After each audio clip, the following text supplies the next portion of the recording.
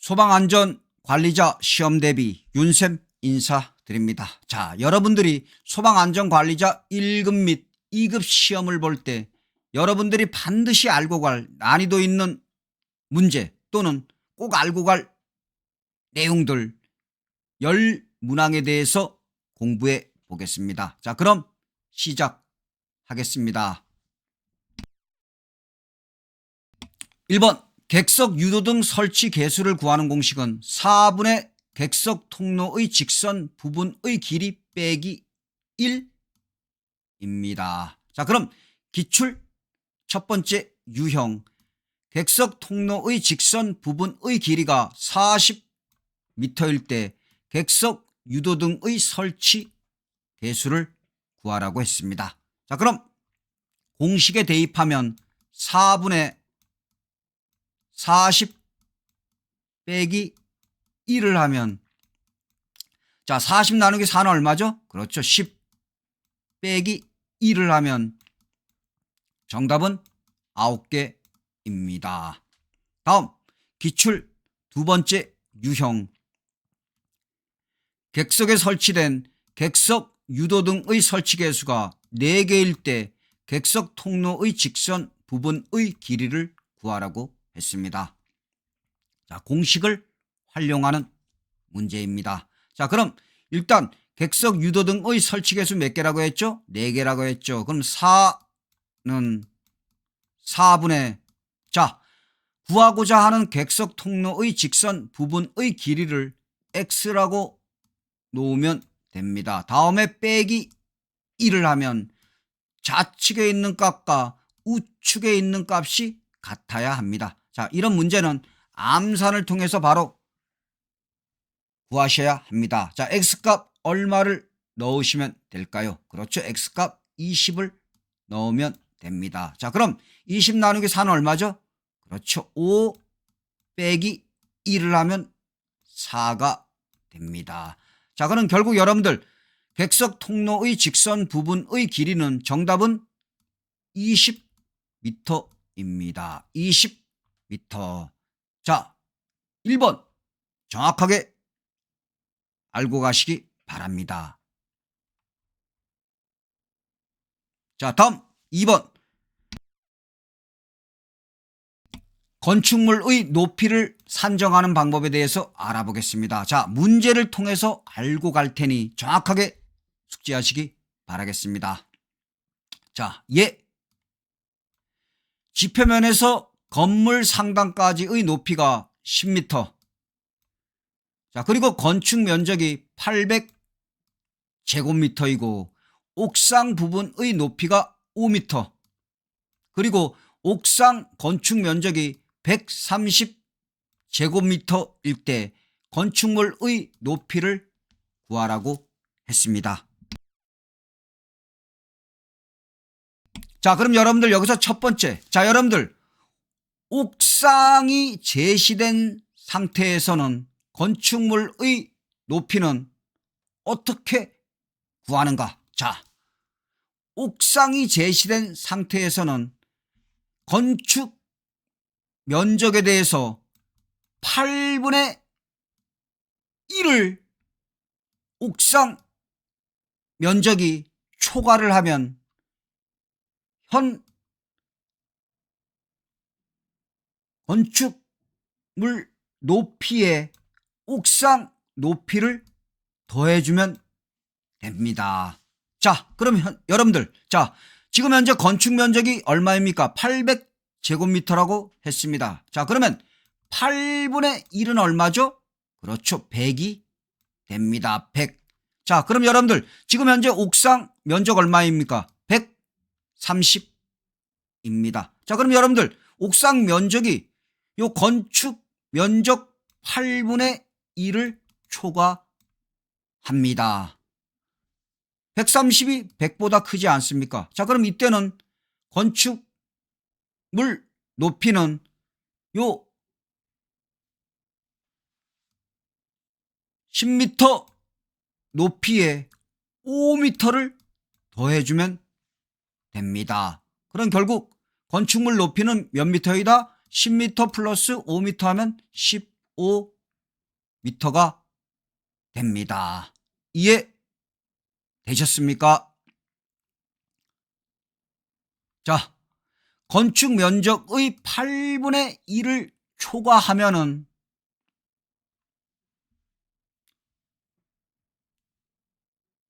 옥상 높이 더해준다는 것 절대 잊으시면 안 됩니다. 자, 그럼 여러분들 일단 1번 건축물의 높이는 지표면으로부터 해당 건축물 상단까지의 높이로 한다. 자, 2번 중요하죠. 옥상 부분의 수평 투영 면적이 8분의 1을 초과하면 옥상 건축물의 높이를 건물 높이에 더해준다. 이해되셨습니까? 자, 다음 두 번째입니다. 두 번째. 다음.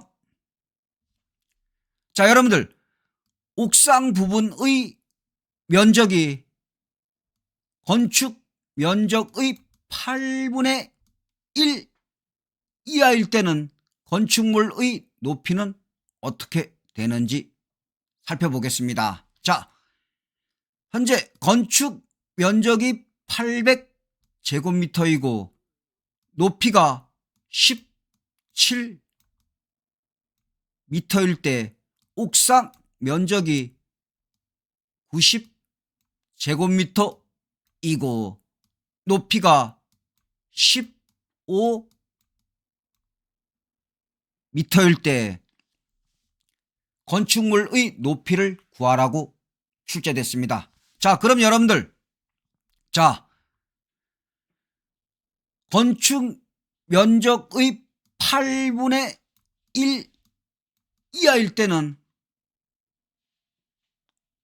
건축물 높이 어떤 식으로 구해주는가? 자, 여러분들 일단, 자, 건축 면적 8분의 1을 하면 얼마죠? 100입니다. 100.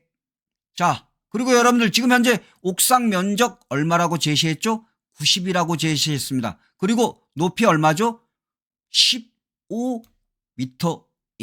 자, 그럼 여러분들 이 옥상 면적은 건축 면적 8분의 1 이하입니다. 여러분들 지금 옥상 면적이 지금 90이므로 100보다 작지 않습니까? 자, 그럼 이때는 옥상 면적이 건축 면적의 8분의 1 이하일 때는 여기서 가장 중요한 것 12m를 넘는 부분만 더해줍니다. 그럼 여러분들 지금 몇 미터라 그랬습니까? 15m라 그랬습니다. 그럼 12m를 넘는 부분 몇 미터죠? 그렇죠. 3m입니다. 3m. 3m 아닙니까? 12m를 넘는 부분 3m죠. 그럼 결국 건축물의 높이는 17m 플러스 3m 하면 20m가 됩니다. 이해되셨습니까? 자, 건축 면적의 8분의 1 이하이면은 옥상 면적 높이에서 12m를 넘는 부분만 건축물 높이에 더해주면 됩니다. 12m를 넘는 부분만 더해주면 됩니다. 예를 들어가지고 여러분들 옥상 높이가 지금 예를 들어가지고 18m예요. 그리고 옥상 면적이 건축 면적의 8분의 1 이하이다. 이럴 때는 몇 미터만 더 더해주면 되죠? 그렇죠. 12m를 넘는 부분만 더해주니까 6m만 건축물 높이에 더해주면 됩니다. 이해되셨습니까? 자, 난이도 높은 문제이지만 윤생 강의 들으신다면 보다 쉽게 맞출 수 있을 것입니다. 이해되셨습니까? 자, 가장 중요한 것 다시 한번 설명해 드리겠습니다. 건축물의 높이 산정에서 건축 면적의 8분의 1을 초과했을 때 그때는 옥상 면적을 봤을 때 건축 면적의 8분의 1을 초과하면 옥상 높이를 건축물 높이에 더해주면 되고, 자, 다음 옥상 면적이 건축 면적의 8분의 1 이하이면은 옥상 높이의 12m를 넘는 부분만 건축물 높이에 더해주면 됩니다. 이해되셨습니까? 자, 넘어가겠습니다.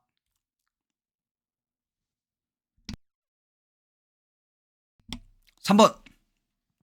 자, 여러분들, 자, 수원의 저수량을 구하고자 할 때는 요 두 가지 내용 정확하게 숙지하시기 바라겠습니다. 자, 먼저, 자, 헤드의 기준 계수를 알고 가셔야 합니다.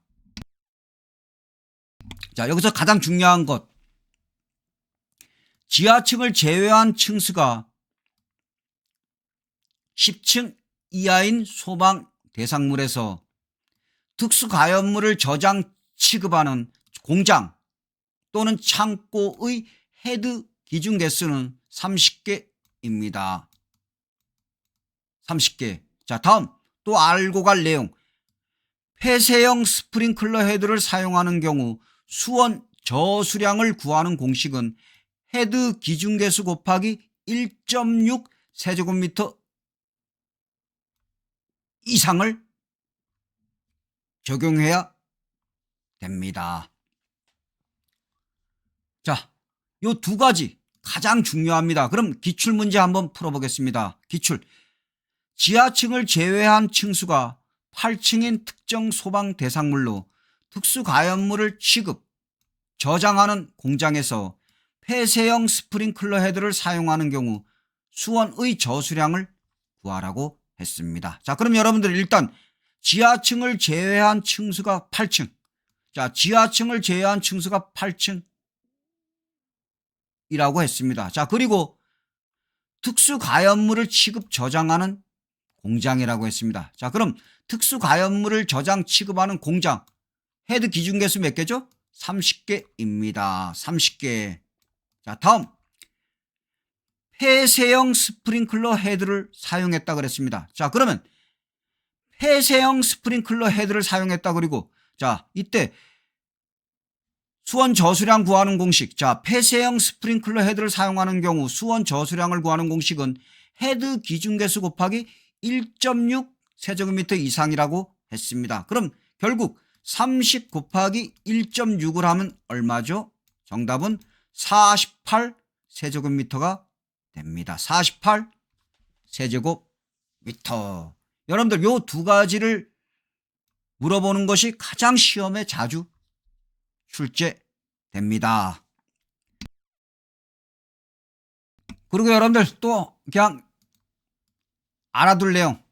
자, 폐쇄형 스프링클러 헤드를 사용하는 경우 수원 저수량에서 단 30층 이상 특정 소방 대상물 중 30층 이상 49층 이하일 때는 헤드 기준 개수 곱하기 3.2 세제곱미터 이상이고 50층 이상일 때는 헤드 기준 개수 곱하기 4.8 세제곱미터 이상을 적용시켜야 합니다.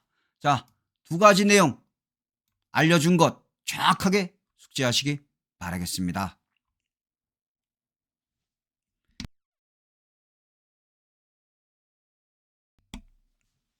4번 소방 대상물이 설치 장소별 피난기구의 적응성에서 다중이용업소의 안전관리에 관한 특별법 시행령 제2조에 따른 다중이용업소로서 영업장의 위치가 3층인 곳에 적응성이 없는 곳을 고르라고 출제되었습니다. 자, 그럼 밑에 이론 내용 알아보겠습니다. 자, 다중이용업소로서 영업장의 위치가 4층 이하인 다중이용업소에 대한 피난기구의 적응성에 대해서 살펴보겠습니다. 자, 2층에 대해서 적응성이 있는 것들 어떤 것들이 있다? 구조대, 완강기, 미끄럼대, 피난사다리, 승강식 피난기, 다수인 피난장비가 있습니다. 다음 3층에 적응성이 있는 것은 구조대, 완강기, 미끄럼대, 피난사다리, 승강식 피난기, 다수인 피난장비가 있습니다. 자, 그럼 다시 한번 문제 풀어보겠습니다. 자, 4번 소방대상물의 설치 장소별 피난기구의 적응성에서 다중이용업소의 안전관리에 관한 특별법 시행령 제2조에 따른 다중이용업소로서 영업장의 위치가 3층인 곳에 적응성이 없는 것은 자 1번 완강기, 2번 피난사다리, 3번 미끄럼대, 4번 피난용 트랩. 정답 몇 번이죠? 그렇죠. 4번 피난용 트랩입니다. 자, 2층과 3층에 적응성 있는 피난기구 암기하시면 됩니다.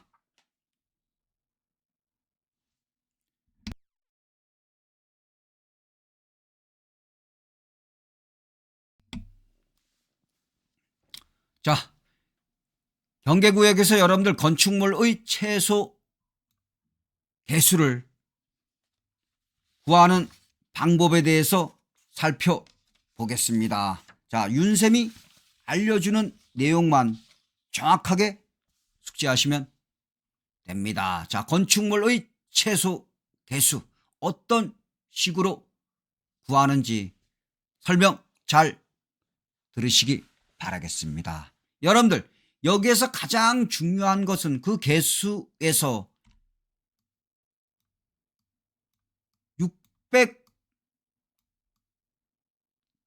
600제곱미터 이하까지는 건축물의 최소 개수가 1개이고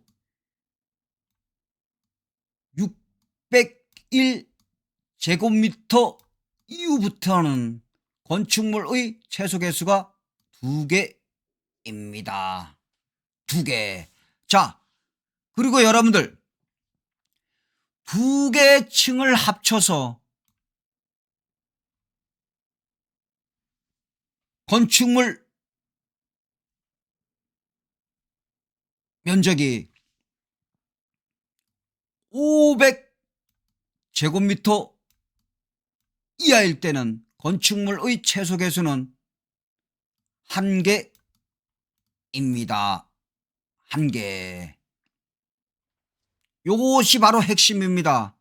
먼저 이것부터 정확하게 알고 가시면 됩니다. 자, 600제곱미터까지는 최소 개수 1개이고 601제곱미터 이후부터는 건축물의 최소 개수 2개입니다. 자, 그럼 살펴볼까요? 자, 어떤 건축물의 바닥 면적이 각각 1층은 800제곱미터이고 2층은 600제곱미터, 3층은 200제곱미터, 4층은 100제곱미터일 때 이 건축물의 최소 개수를 구하라고 했습니다. 자, 그럼 여러분들, 자, 일단 1층은 얼마죠? 800제곱미터이므로 601제곱미터부터는 몇 개라 그랬죠? 그렇죠. 2개라고 했습니다. 자, 그리고 2층은 600제곱미터라고 했습니다. 여러분들 600제곱미터까지는 몇 개라고 했죠? 1개라고 했습니다. 1개. 자, 다음 3층은 200제곱미터, 4층은 100제곱미터입니다. 자, 그럼 여러분들 2개 층을 합쳐서 500제곱미터 이하일 때는 최소 개수 1개라고 했습니다. 자, 그럼 결국 여러분들 3층 200제곱미터이고 4층 100제곱미터 합치면 300입니다. 그래서 건축물 최소 개수는 1개입니다. 그럼 2개, 1개, 1개 하면 건축물의 최소 개수는 4개가 됩니다. 4개. 자, 윤쌤이 알려준 대로만 하시면은 쉽게 맞출 수 있습니다. 자, 그리고 단 여기서 여러분들 알아둘 내용, 출입구에서 그 내부 전체가 보이는 것에 있어서는 한 변의 길이가 50m 범위 내에서 1000제곱미터 이하이면 한 개입니다. 한 개. 자, 그리고 이론 한번 알아보겠습니다. 이론도 알고 가셔야죠. 이왕이면 윤쌤이 여러분들한테 쉽게 설명해 드리기 위해서 알려준 내용입니다. 자, 이론. 하나의 경계구역의 면적은 600제곱미터 이하로, 자, 600제곱미터 이하라는 것은 600이 포함됩니다. 자, 600제곱미터 이하로 하고 한 변의 길이는 50m 이하로 한다. 자, 그리고 자, 두 개 층 또는 두 개 건물은 안 되며 단 두 개 층을 합쳐서 500제곱미터 이하이면 한 개로 설정 가능하다. 이때 한 변의 길이는 50m 이하이다. 자, 윤쌤 알려준 내용대로 하면 건축물의 최소 개수는 쉽게 구할 수 있습니다.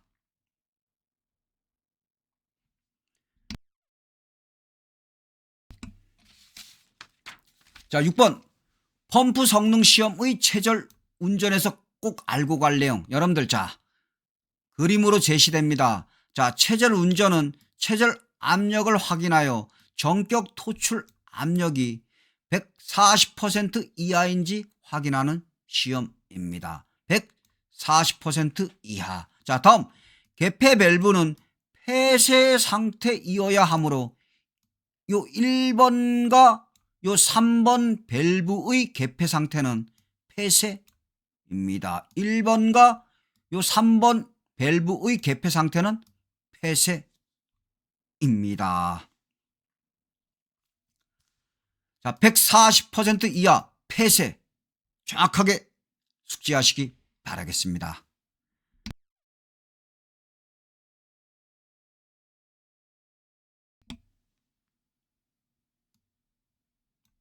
자, 다음으로 넘어가겠습니다. 자, 건폐율, 용적률에 대해서 알아보겠습니다. 자, 7번 건폐율, 용적률에 대해서 알아보겠습니다. 자, 건폐율을 구하는 공식은 대지 면적분의 건축 면적 곱하기 100입니다. 자, 그럼 여러분들 일단 자, 그림상에서 여러분들 자, 건폐율을 구해 보겠습니다. 자, 건폐율은 대지 면적분의 건축 면적 곱하기 100이라고 했습니다. 자, 대지 면적 얼마죠? 그렇죠. 1200분의 건축 면적. 여기서 건축 면적은 1층 바닥 면적을 얘기합니다. 1층 바닥 면적 얼마죠? 1000 곱하기 100을 하면 정답은 얼마 나오는가? 83% 나옵니다. 계산은 직접 여러분들이 해보시면 83%가 나옵니다. 다음 용적률에 대해서 알아보겠습니다. 용적률은 대지 면적분의 연면적 곱하기 100입니다. 자, 그럼 자, 공식에 대입하면 대지 면적 얼마죠? 대지 면적 1200. 자, 연면적 다 합치면 1000 플러스 800 플러스 600. 자, 그럼 여러분들 1000 플러스 800 플러스 600 플러스 요 800 600 1000 하면 얼마가 나오죠? 그렇죠.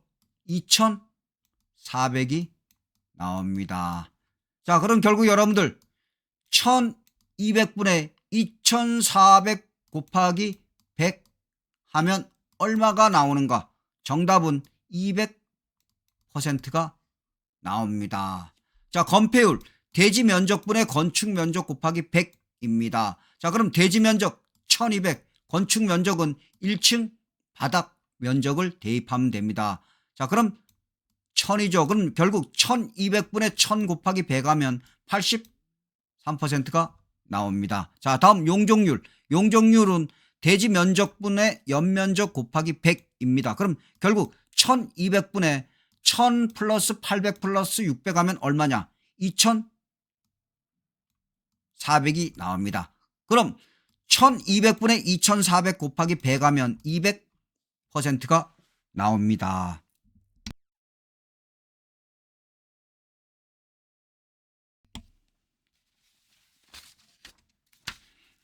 자, 다음 여러분들 감지기 설치 유효 면적 숙지하셔야 합니다. 자, 그럼 기출문제를 통해서 풀어보겠습니다.